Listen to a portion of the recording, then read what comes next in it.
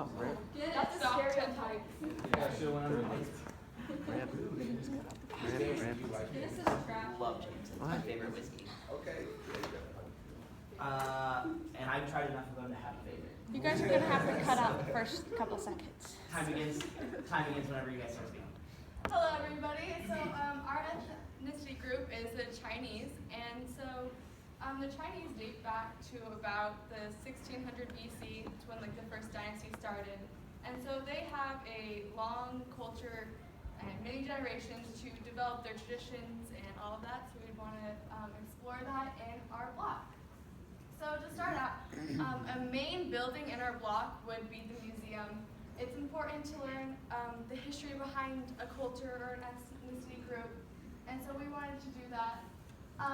How our museum would be set up, it would have the 13 dynasties that are relevant in the Chinese culture, and in each of these like dynasties, there would be like key moments, or like you talk about the war or like rebellious stuff that happens. One thing is the Ming Dynasty. It started out with pottery and painting, and calligraphy is when it started happening, which that was like a real long time ago. And so there's a image of pottery of what it would look like back in that time.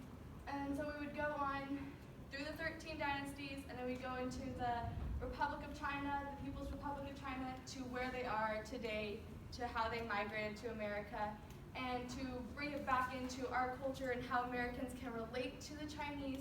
We would have, we would talk about the Chinatowns that are in America, and an important aspect that is Chinese to Boise is that they came here during the gold rush, and they set up camp in Garden City, which is Garden City today.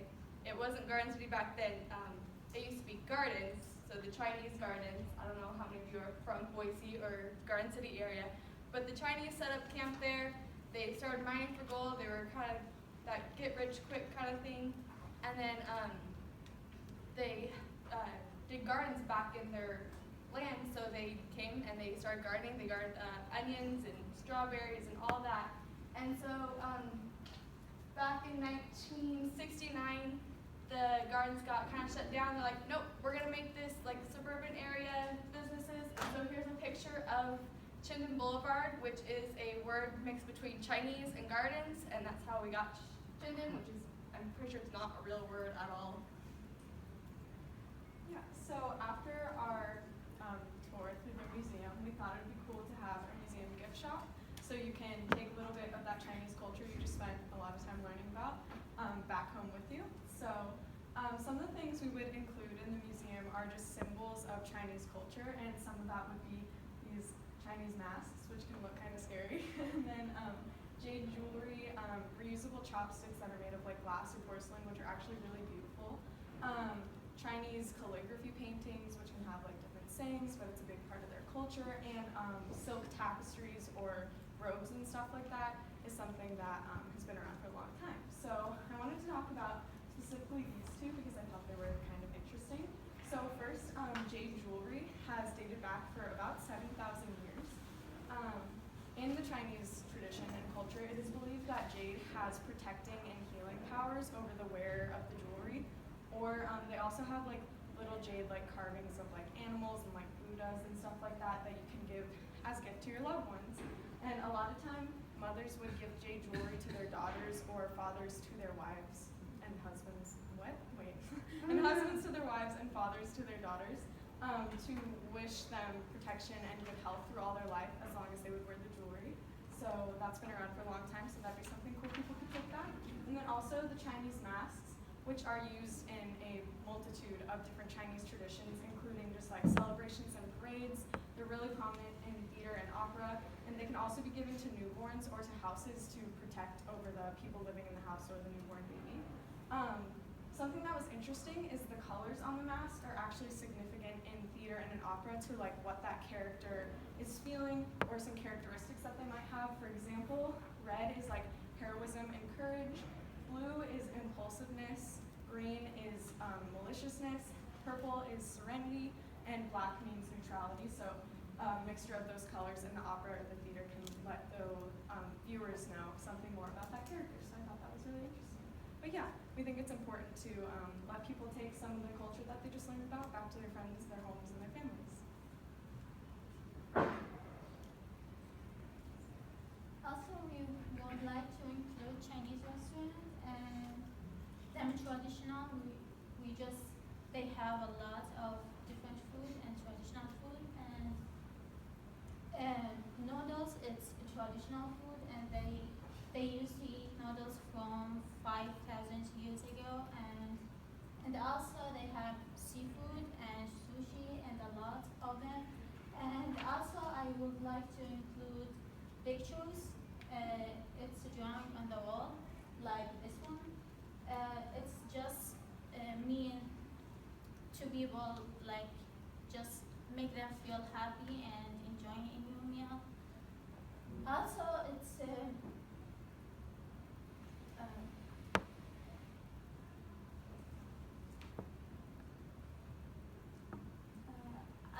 the reason why I choose Chinese food, because a lot of people, they like Chinese food and they love food. So and it will be like make Chinese people feel home at the restaurant, because they have a lot of traditional stuff of them culture.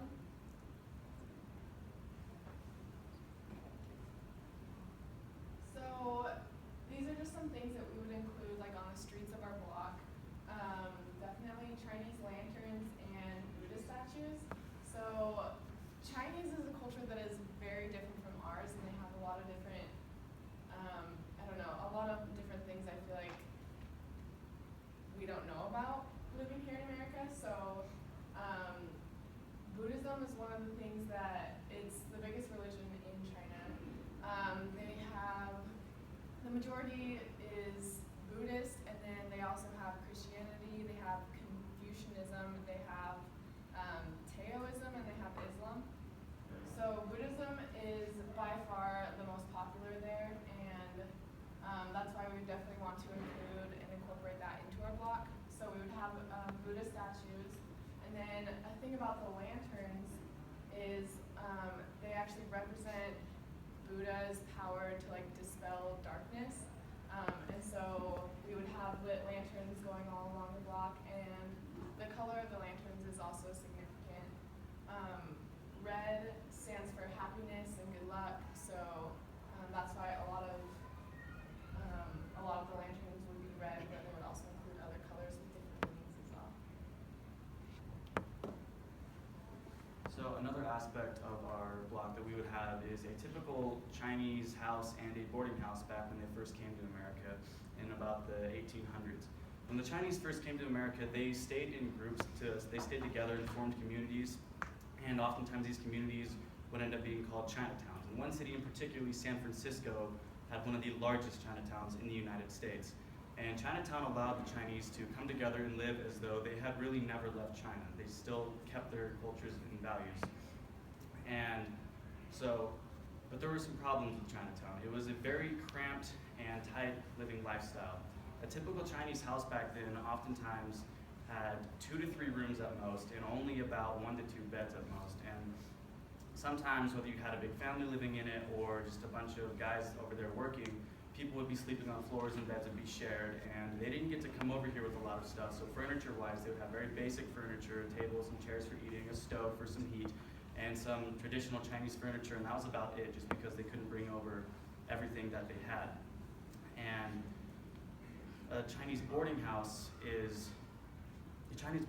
mainly set up for Chinese men that came over here looking for a cheap place to live while they worked either in the gold mines or somewhere around the city. And the boarding houses, the buildings were oftentimes not too much bigger than a regular house. So you would have multiple rooms in these boarding houses with bunk beds, and the rooms were tiny. Sometimes you'd have 4 to 6 men living in one room, so that means beds that most times had 2, sometimes even 3 people in one bed.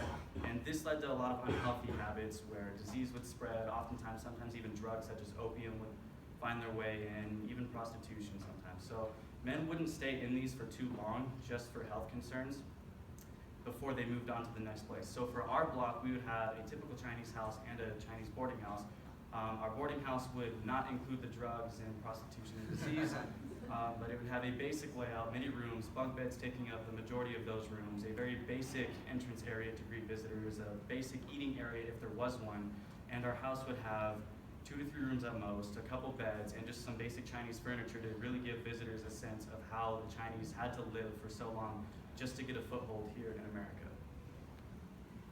So there is our block. We hope that our community would be able to come together, learn a little bit more about the Chinese, understand their culture, where they come from, maybe even immerse into their culture, get some ideas. Maybe Buddhism is something that you are thinking about or even exploring.